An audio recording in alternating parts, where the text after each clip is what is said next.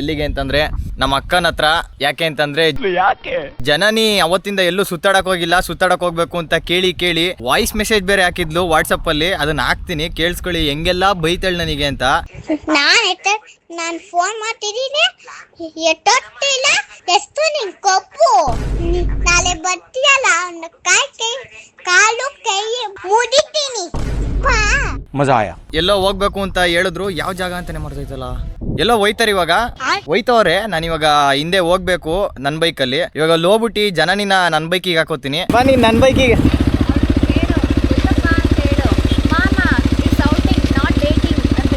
ಏನು ಅರ್ಥವೇ ಆಗ್ತಿಲ್ವೇ ಈ ಕೇಸು? ಜನನಿ ಎಲ್ಲಿಗೆ ಹೋಯ್ತಾ ಇರೋದು?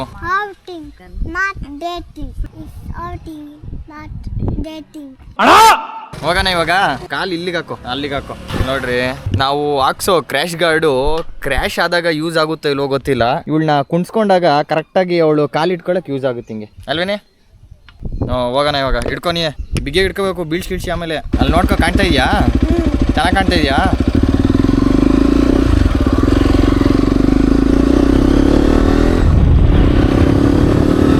ಯಾರವರು ಹೇಳು? ಓಕೆನಾ? ಯಾವ್ದೋ ಪಾರ್ಕ್ ಅಲ್ವೇನೆ ಹೇಳಿದ್ದು? ಪಾರ್ಕ್ ಏನೇ? ಪಾರ್ಕ? ಅದು ಗೊತ್ತಾಯ್ತು ಕಣೆ, ಡೈಲಾಗ್ ಹೇಳಾಯ್ತಾಗ್ಲಿ. ಔಟಿಂಗು ಡೇಟಿಂಗ್ ಅದು ಹೇಳಾಯ್ತು. ಯಾವ್ದೋ ಪಾರ್ಕ್ ತಾನೇ ಹೋಗೋಣ ಅಂತ ಹೇಳಿರೋದು. ಅಯ್ಯೋ ತಿರ್ಗಾ ಅದನ್ನೇ ಹೇಳ್ತವಳೆ. ನಿದ್ದೆ ಮಾಡಿದ್ಲು ಅಂದ್ರೆ ಜನನಿ.